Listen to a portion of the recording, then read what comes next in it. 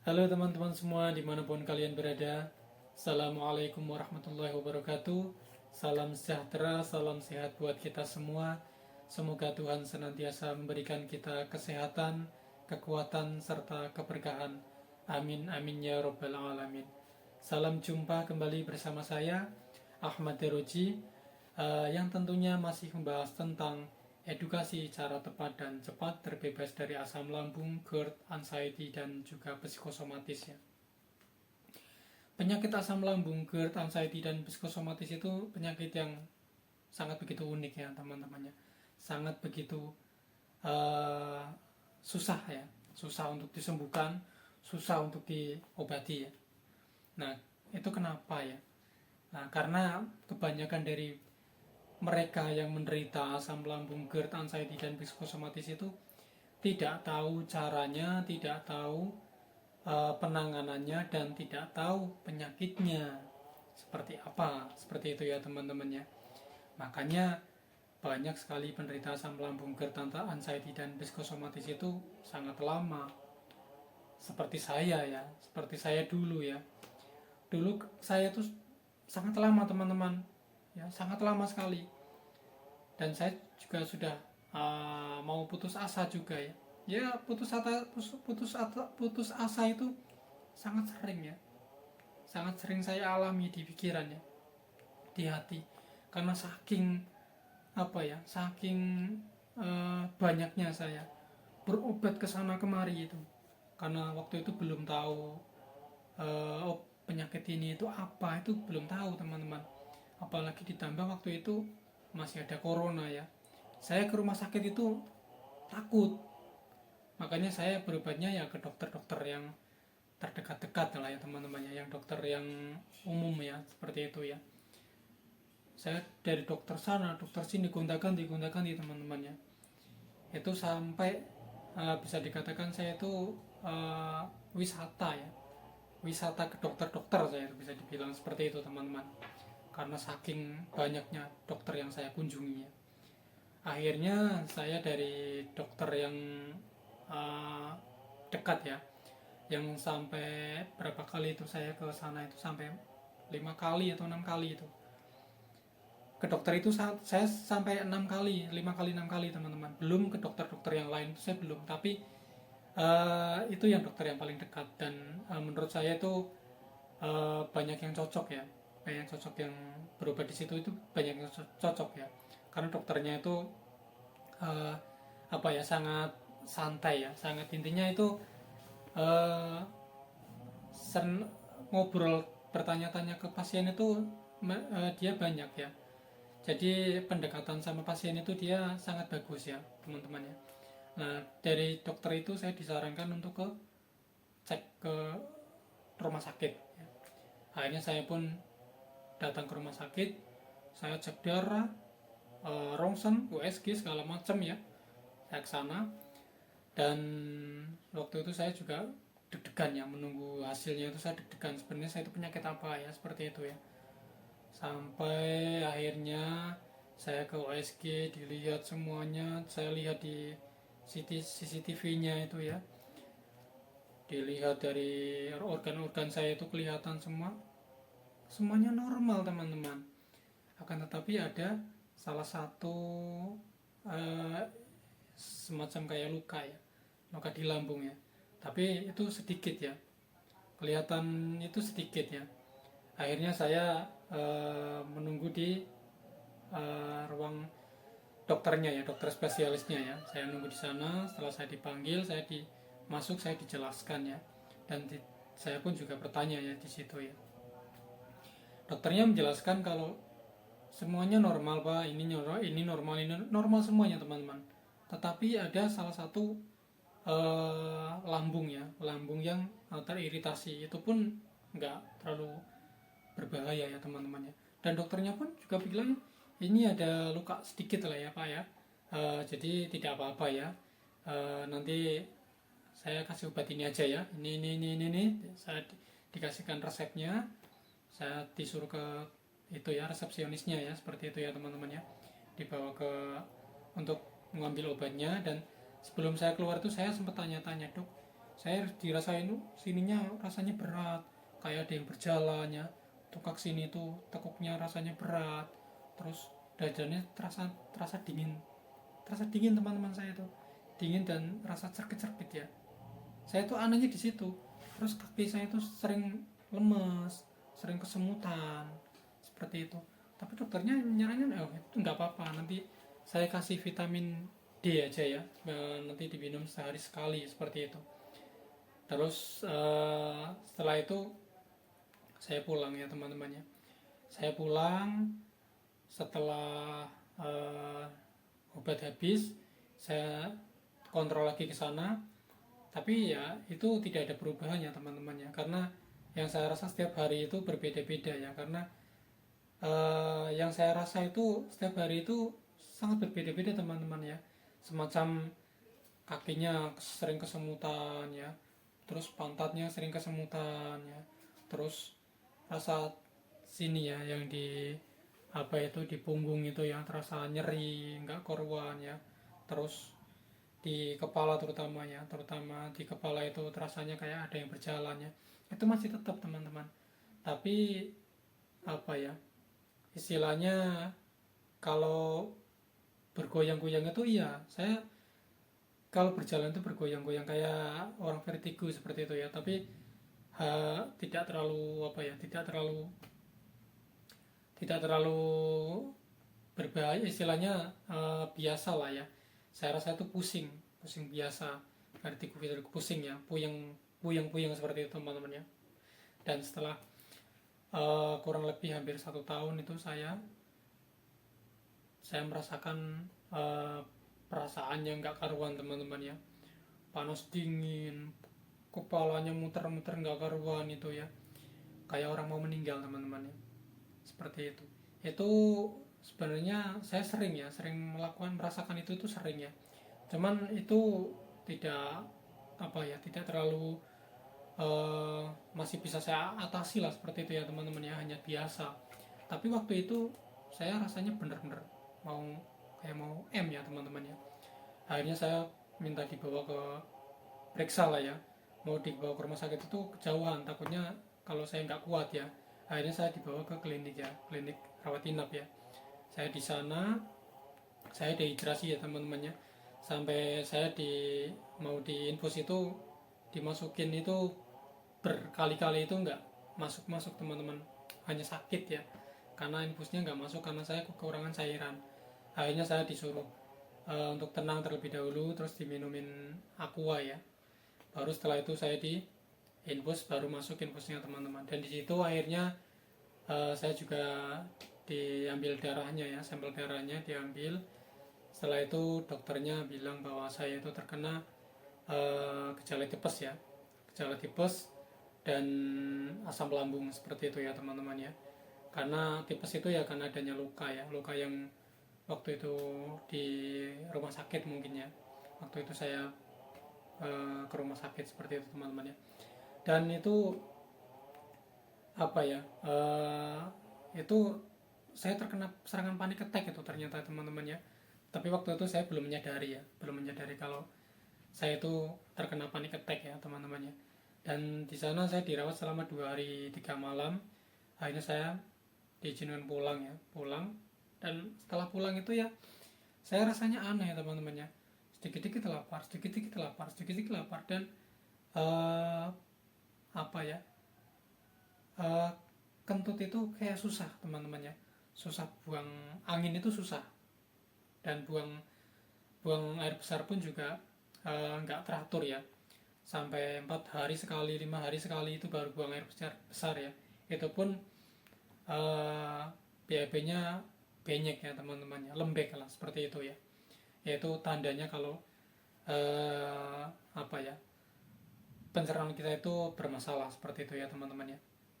Nah, tapi waktu itu saya juga waktu di rawat inap itu ya, 1 hari semalam itu, nah malamnya itu saya terkena serangan lagi teman-teman, terkena serangan panik attack lagi. Saya nyoba manggil dokternya ya, dokternya yang datang itu susternya ya, karena dokternya waktu itu belum belum datang ya teman-teman ya. Saya di apa itu dicek sana, ya nggak apa-apa, disuruh tenang seperti itu ya teman-temannya. Terus akhirnya dokternya datang ya, dokter datang, saya ditanya-tanya kenapa pak. Eh, Terus saya cerita gini gini gini dok, ini rasanya begini begini, saya cerita. Dan saya minta rujukan ke rumah sakit ya teman-temannya, karena saya mengira itu saya terkena serangan jantung ya teman-temannya, karena saking takutnya, saking gak karuan lah intinya ya. Saya diminta ke rujuk ke rumah sakit buat berobat ke spesialis jantung seperti itu ya. Saya ingin melihat jantung saya itu gimana seperti itu ya. Tapi dokternya mengatakannya udah pak, yang tenang pak, yang rileks, jangan berpikiran yang macam-macam ya, jangan stres seperti itu. Dokternya malah menyarankan seperti itu ya teman-temannya. Dan dokternya pun bilang seperti ini, obat itu hanya sebagai pendukung ya pak ya, obat itu hanya mengurangi. Kalau selebihnya tuh bapaknya sendiri, pikirannya yang tenang, yang jangan stres ya. Intinya seperti itu. Sering berdoa seperti itu teman-teman. Saya disarankan seperti itu. Akhirnya ya itu hanya nggak lama ya teman-temannya. Sensasi itu nggak lama teman-temannya. Paling lama itu ya 1 jam lah ya, 1 jam lebih lah. Itu baru sudah mulai berkurang ya seperti itu. Saya hanya dikasih obat tidur ya, disuntikan obat tidur di di infus saya. Saya tidur ya. Terus setelah itu saya akhirnya pulang dan saya juga sering ya teman-teman ya, sering kalau ada di YouTube itu ya, saya akhirnya dari situ saya melihat penyakit apa itu, saya mencari tahu ya teman-temannya. Dan ternyata penyakit yang saya derita itu penyakit asam lambung, GERD, anxiety, dan psikosomatis ya teman-temannya. Dari situ pula saya akhirnya tahu kalau saya itu terkena serangan panic attack ya teman-temannya. Dan itu saya sering, dan ternyata waktu saya dilarikan ke klinik rawat inap itu karena serangan panic attack saya ya teman-teman, seperti itu. Dan dari situ saya juga kalau ada iklan di YouTube ya tentang obat-obatan yang mengenai asam lambung, anxiety, psikosomatis, saya beli teman-teman. Harganya itu sebenarnya bisa dikatakan cukup mahal ya, teman-teman. Nah itu saya sudah sampai berapa kali itu saya nyoba beli ya, COD-an ya seperti itu ya. Dan obatnya datang, saya minum, memang ada perubahan teman-temannya, tapi tidak menyembuhkan sama sekali. Kalau ada perubahannya ada sedikit lah ada ya, tapi tidak mengobati sama sekali ya. Jadi saran saya, teman-teman yang saat ini sedang menderita asam lambung, GERD, anxiety, dan psikosomatis itu ya, jangan berpikiran yang tentang obat-obatan yang kalau minum obat ini pasti sembuh, ini jangan ya teman-teman. Obat-obatan itu hanya berapa persen saja ya teman-teman. Perlu diingat ya teman-temannya, penyakit asam lambung, GERD, anxiety, dan psikosomatis itu yang bisa mengobatinya itu ya diri kita sendiri ya teman-temannya. Obat-obatan itu hanya pendukung saja ya teman-temannya, seperti itu ya. Nah, di video saya yang kemarin itu yang membahas tentang masalah saya penanganan GERD ya agar cepat sembuh ya, seperti itu tuh. Itu GERD yang bisa dikatakan karena adanya tukak lambung ya.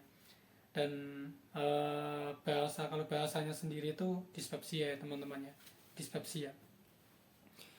Kemarin tuh ada banyak yang bertanya ya, dan saya balas satu persatu ya dari pertanyaan dari teman-teman semua ya. Terima kasih buat teman-teman yang sudah bertanya di kolom komentar saya ya, dan saya sudah membalas satu persatu ya. Ada yang bertanya tentang dispepsia organik dan dispepsia fungsional itu teman-teman. Nah, saya itu adalah bahasa dari kedokteran ya teman-teman ya. Dispepsia organik dan dispepsia fungsional itu bahasa kedokterannya. Nah, itu juga bisa kita pakai ya. Kalau seharian kita itu yang kita tahu itu ya dispepsia, penyakit asam lambung, GERD, anxiety dan psikosomatis ya. Tetapi kalau saya sendiri mengatakannya GERD ya teman-teman ya. Kalau saya sendiri dulu penyakitnya itu dispepsia organik ada dan dispepsia fungsional pun juga ada ya. Itu seperti itu karena saya sudah mengarahnya ke anxiety dan psikosomatis ya teman-teman, seperti itu ya teman-teman ya. Saya juga sering sering kagetan seperti itu ya teman-teman ya.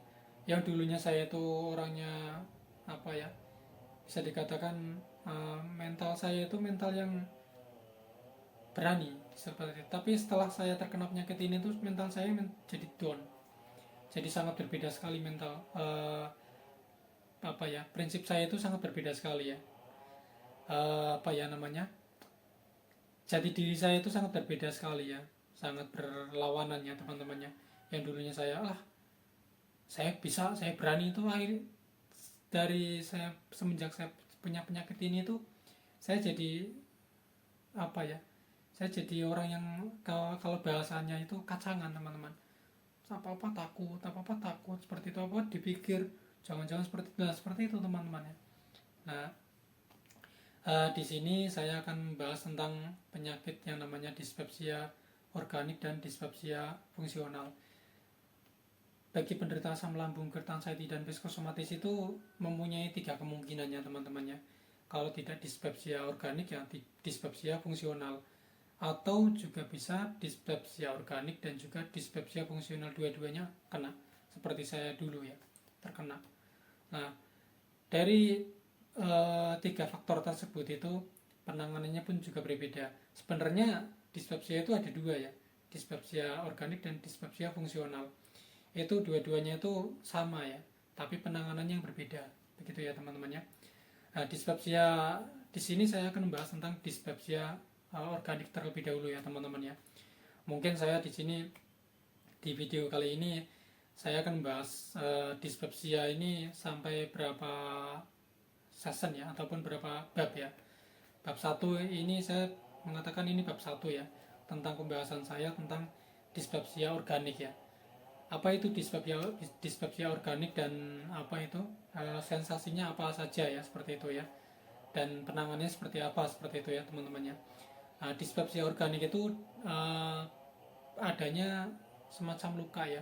Kalau bahasanya sendiri itu toka ya, toka lambung ya, atau semacam kalau kita lebih enaknya itu sariawan ya, luka lambung kita ataupun usus kita itu ada yang luka ya, atau sariawan, itu yang dinamakan dispepsia organik. Jadi organ kita itu ada yang luka, terutama di lambung ataupun di usus ya. Itu yang menyebabkan kita itu merasakan hal-hal yang tidak enak ya, terutama di bagian area perut ya. Itu entah itu perut melilit itu ya, panas ya, perih seperti itu ya. Terus nggak karuan lah ya teman-teman. Intinya di bagian perut itu ya. Itu yang namanya dispepsia organik. Itu teman-teman itu nanti bisa rasakan sendiri lah ya. Saya ini sebenarnya penyakit apa ya? Dispepsia organik atau dispepsia fungsional seperti itu ya, agar penanganannya nanti bisa signifikan ya, agar mengena teman-teman ya. Nah, cara penanganan dari dispepsia organik sendiri itu ya, dispepsia organik itu karena adanya luka ataupun luka lambung ya, ataupun iritasi di lambung ataupun di usus. Jadi penanganannya itu harus dengan adanya obat-obatannya teman-teman ya. 75% itu dispepsia organik itu harus dengan obat-obatannya. Bisa juga dengan obat dokter ya, semacam lansoprazol, omeprazol itu sangat mendukung ya. Kalaupun ingin dibarengin dengan jamu-jamuan ataupun herbalan itu juga bisa ya, atau dua-duanya pun juga bisa, tetapi harus diselingi dengan waktu ya teman-temannya, jangan bareng ya teman-temannya, seperti itu ya. Nah, nanti setelah dirasa perut kita itu sudah agak mendingan ya, perih-perihnya ataupun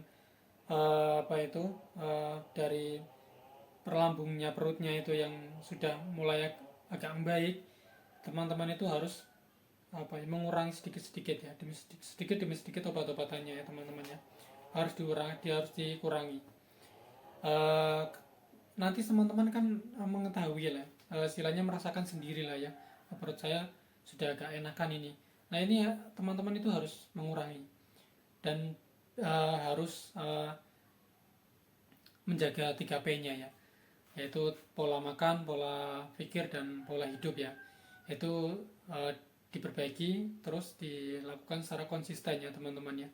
Karena penyakit ini itu kalau 3P-nya berantakan lagi akan terulang kembali teman-teman, seperti itu ya. Dari mulai tidurnya ya. Tidur itu malam itu minimal 8 jam ya. Harus 8 jam itu tidur malamnya. Jangan sampai kurang, karena kalau kurang besoknya pasti teman-teman akan merasakan sensasi, merasakan yang gak enak lah ya, seperti itu ya.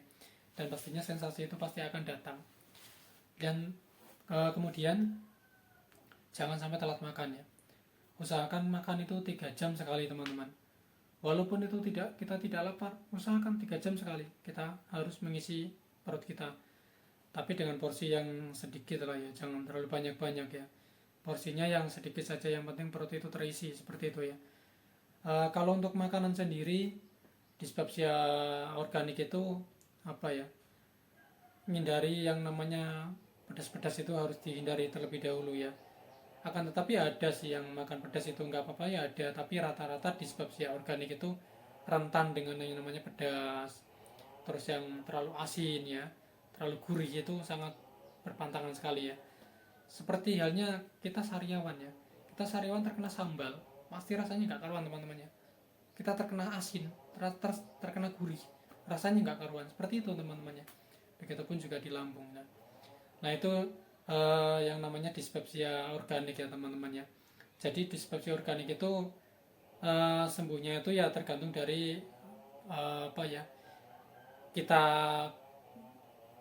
cara kita aja ya teman-teman ya. Yang penting kita kalau mau mengikuti saran saya yang di season saya yang kemarin itu juga bisa ya teman-teman ya.